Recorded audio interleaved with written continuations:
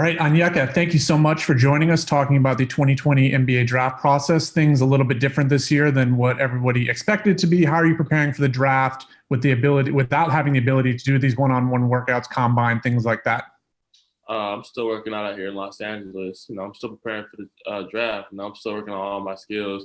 I'm trying to get better every single day.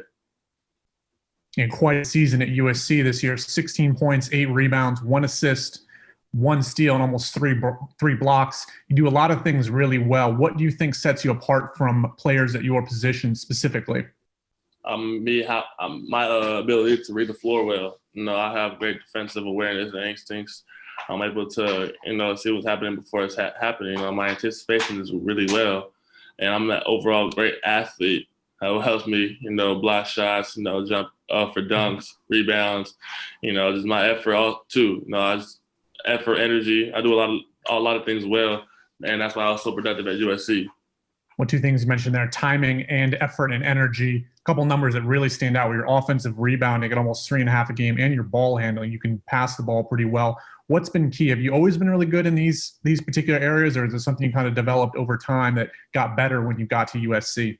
No, it's always been natural. My passing's always been natural. Blocking shots been natural. Everything I did at USC, there's always just been a natural instinct for me, and I'm just trying to work on it every single day. There's always room for improvement.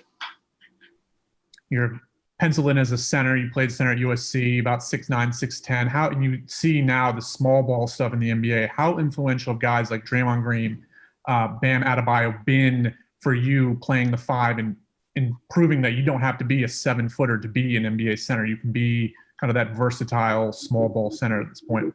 For sure. That small ball 5 is what the NBA is nowadays. A player like Bam is so effective. He's able to switch, able to handle a little bit. Same with Draymond. Players like that I want to mold myself to be, or just be able to, be that kind of player like Bam. Be able to shoot the ball more. Be like them, but add on to different areas of my game. Be able to become a better shooter than them. Because Draymond Green is a solid shooter, be able to shoot the ball a lot. I feel like I add more to my game than what they do. Is shooting kind of the main thing? Sometimes when players go into college, you fit a role to best help the team. But when you get to the NBA, it's like you can kind of free yourself up a little bit more and ask to do more. Is shooting kind of the main thing that you want to showcase to teams that, hey, just because I didn't do it as much at USC doesn't mean I can't do it at the next level? For sure. USC, we were everyone was kind of perimeter oriented. I had Nick Krosevich over there who wanted to play on the perimeter more, same like Isaiah Mobley. I was only like big man who wanted to be a big man. So I was down there below. I was able to really shoot a lot because I was always down there. So I've been working on my shooting touch a lot because I used to do that back in high school. So I hope I can showcase that to the NBA team, knowing that I'm able to stretch the floor. So a little bit of a non-basketball related question here. You're from Southern California. You obviously played at USC. You were high school teammates with another draft prospect in Melo Ball. Have you guys been in touch during this process? What was your experience playing like with him? And is it kind of crazy to think you guys played high school basketball together and now you're both projected to be, high picks in this upcoming NBA draft? Yeah, it's crazy, but not surprising because I know me and Melo, we work hard. We always wanted to dream like this. I know what he does. He knows what I do.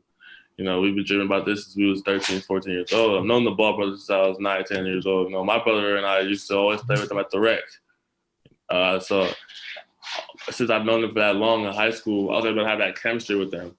And we were able to win games. And now that 5 years later, me and him are in the draft, it's just a blessing.